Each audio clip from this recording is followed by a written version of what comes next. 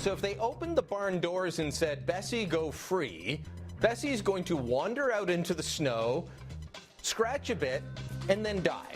Yeah, and you saw that little clip of the guy in the cow suit ringing the cowbell. That may as well be the dinner bell for Wile E. Coyote, man. Because, the coyotes in Ottawa would have a field day. Oh, man, this is like going to the Mandarin for the carnivores out there.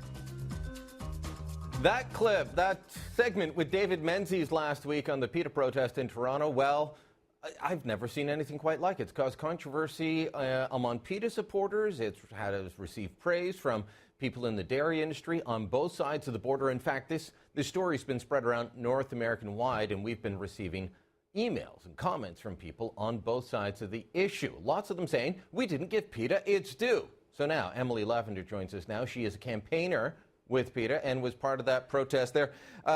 Emily, you watched the segment last week. You've seen what we had to say. What's your criticism?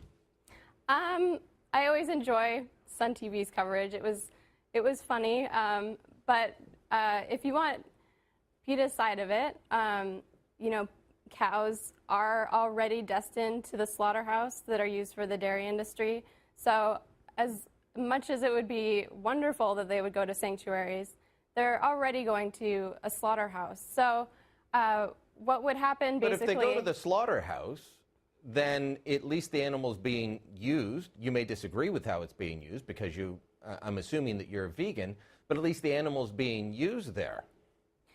Yeah, well, we want people to basically dump dairy, and as the dairy industry wanes a bit, they're going to breed fewer and fewer cows. So that's what we want to see. We want to see an end to cows having their babies ripped away from them within 24 hours. Many cows go lame from the filth, the constant strain of being kept pregnant. And after 4 or 5 years of being milk machines, their spent bodies are sent to the slaughterhouse. And we've seen in slaughterhouses cows having their throats slit while they're still conscious, having their skin peeled off. Have you witnessed this yourself, or is this, I looked through a lot of the material that people sent me. People on your side of the argument who were saying, Lily, you don't get it. Why don't you educate yourself? In some of it's the same material that's been going around for years. I had one gentleman say, well, the cow ruminant gets mixed in with dog and chickens and it's fed back to the cows. That has not happened in years and years. It happened for a very short window. It did lead to mad cow. We know it's a bad thing, but it doesn't happen now. But that's still the argument being put forward. Are you seeing these things with your own eyes? Because I've been to dairy farms and, well, they're farms, so they're not, I wouldn't eat off the floor, but they're still clean operations. Well, the cows do go lame from the constant intensive confinement, and it is a horrific experience for any mother to have their baby taken from them.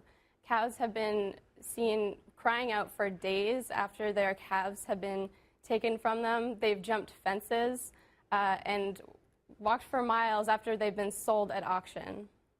Well, I would argue that those are the rare cases. One of the criticisms that we had was that we didn't talk to people like you. We asked people that were part of the protest what they thought. I want to play a clip and get your reaction because they said, well, you shouldn't talk to those people. They don't know what they're talking about. You should talk to the leaders. But we did ask someone, what would happen if we let the cows go free? Here it is. Are there cows and chickens in the wild today? I'm not sure. If we let them go free, I'm sure they can survive in the wild, giving them enough time and opportunity to do so. Oh, really? Who would feed these animals? That's nature's work. That's nature's work. I don't find her argument plausible, but should we not talk to your members and your supporters at protesters? Should we only speak to officials?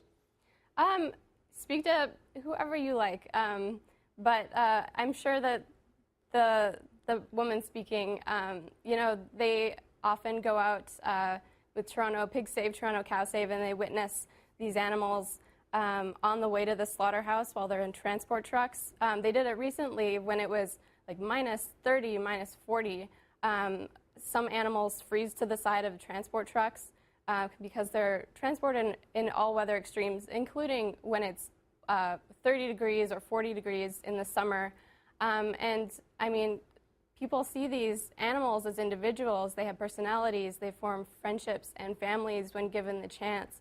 And so I think that a lot of people would love to see these animals go to sanctuaries or be, let out into the wild. But the reality is that they are destined to the slaughterhouse. Most of us do like to eat meat. That's why the slaughterhouses exist. I want to ask you about PETA's slaughterhouses, though. And I don't believe that PETA runs pounds for dogs or cats in Canada, but in the U.S. they do. And your organization kills a lot of animals. In 2012, it was 1,600 pets killed by PETA, 2,300 in 2009, 2,200 in 2010. This seems like a big disconnect here. You're advocating that all these animals have to live, so we should stop eating meat, we should give up dairy. You're euthanizing pets. Well, the thing is, for every kitten or puppy born, it's a virtual death sentence for another unfortunate animal waiting in a shelter. Every last one of the thousands, tens of thousands of animals dying in the streets or in shelters could have been prevented by spaying and neutering. And we really encourage people to spay and neuter, but also adopt, not buy from breeders. All right, let me ask you this. When I've spoken with PETA supporters, they tend to be very concerned about the welfare of animals. They don't want animals to die. And then I ask them a basic question. Are you against abortion? Are you pro-life? Because you look at pictures of babies in utero, and they are quite cute. They are fully developed humans. And I normally find that PETA members are very pro-abortion. They'll say pro-choice. They won't defend this, but they will defend a cow. Where do you stand? Well, PETA's stance is that if you're pro-choice, choose to go vegan, and if you're pro-life, choose to let animals live and go vegan. So either way, we'd encourage people to go vegan, whatever side of the fence they're on.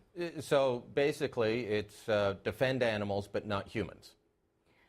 We can help animals and humans. There doesn't have to be a choice there.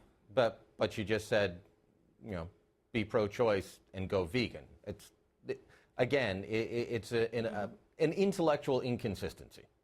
Well, PETA's mission is about animals, and that's what we're focusing on. If people want to go to our website, PETA.org, they can watch the video footage for themselves, see how animals suffer in factory farms. Chickens and turkeys have their throats slit while they're still fully conscious.